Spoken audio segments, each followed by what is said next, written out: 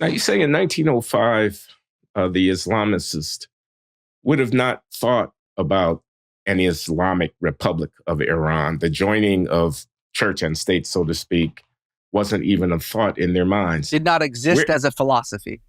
So where does that, and forgive my ignorance, where does that philosophy come from?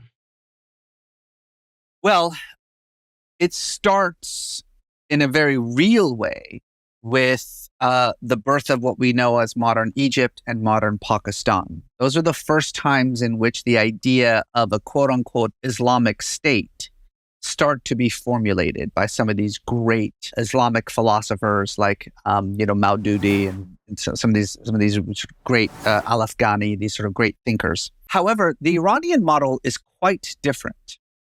Iran is a Shia nation. Shia represent about 15% of the world's Muslim population. And it's a split very much like Catholics and Protestants in Christianity. Iran is the largest Shia nation in the world and historically has been kind of the leader of the Shia world.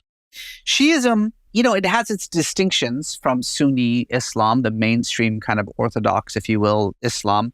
But one of its biggest differences is that Shiism is a profoundly messianic religion, right? It is a religion that believes that a messianic figure, the Mahdi, as he's known in Islam, is going to come at any time. And when he comes, he will create the perfect society that until then, the society as it exists right now is not just imperfect, it's illegitimate. And that all governments are really illegitimate, that all political leadership is just a usurpation of the Mahdi's leadership when he comes at the end of time. Now, the fascinating thing is that for 1400 years, this theology has created a Shia clerical system that has been adamant about not having anything to do with politics. Right? The Shia clergy for 1400 years explicitly removed themselves from any kind of political participation in society, let alone governmental rule of any kind, because doing so would usurp the authority of the Messiah. And then in the 60s, this one cleric, this one junior Ayatollah, very brilliant man, but not a very significant person, started to write these series of tracts and books in which he created this new way of thinking, a way of thinking that is actually will be very familiar to a lot of American Christians because it's essentially Christian millenarianism. Christian millenarianism is the belief, and it's a belief held by most Christians in the world, especially most Christians in America, that rather than sit around and wait for all the prophecies to be fulfilled so Jesus will return and usher in the end of time, why don't we fulfill those prophecies so that Jesus will return, right?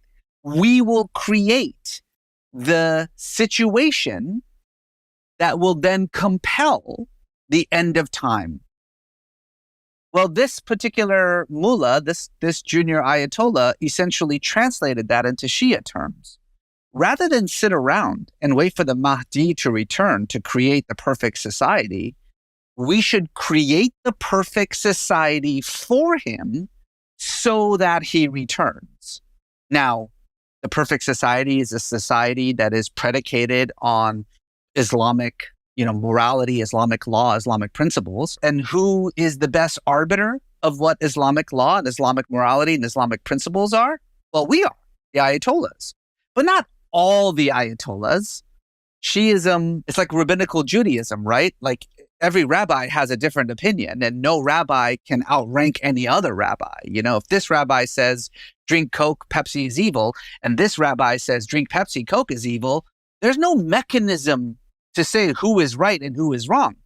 A Jew can just choose this rabbi over that rabbi. The same is true with Islam. The imams can't outrank each other. Just one person says X and one person says Y. So it can't be all of the Ayatollahs who are in charge. It should just be one Ayatollah who's in charge. And that Ayatollah should have the same power as the prophet himself, because he is, after all, the earthly representation of the Messiah. And his job is to create a society that would compel the Messiah to return. Well, this Ayatollah's name was Khomeini, Ruhollah Khomeini. And in the 60s and 70s, these were just tracts that nobody except, his fellow Ayatollahs would read. And interestingly enough, his fellow Ayatollahs thought he was nuts. They thought this was not just the dumbest idea they had ever heard, but that it was blasphemous. It was just plain blasphemy.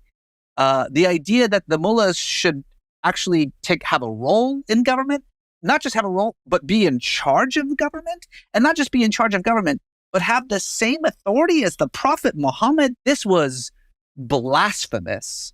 And he was roundly rejected by his contemporaries and the senior Ayatollahs. Well, the rest of the story. Post 79, he becomes the leader of this post-revolutionary movement. In the chaos, the aftermath of the revolution, when the provisional government, a bunch of technocrats, collapses as a result of the Iran hostage crisis, and there's a vacuum of power, Ayatollah Khomeini steps into that vacuum of power.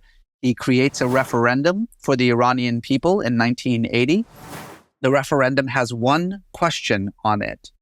Do you want to live in an Islamic republic? Yes or no? No definition of what an Islamic republic is. No explanation of what that means or who gets to define it or even who runs it. Just yes or no. And 96% of Iranians said yes.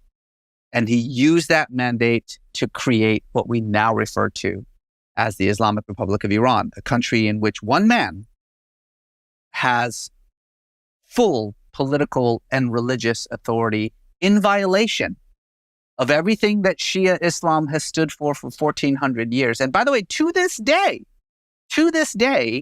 that view, it's called Vilayat al-Faqih, the view that essentially has created and sustains the Islamic Republic of Iran, is considered blasphemous. It's considered heretical. If you go to Najaf today, which is still the Vatican of the Shia world, the mullahs there, the ayatollahs there, not only roundly reject what they refer to as Khomeiniism, but they actively teach against it. Their seminary courses are very much predicated on how wrong-headed that view is. But 40-something years later, it's still the governing system in Iran.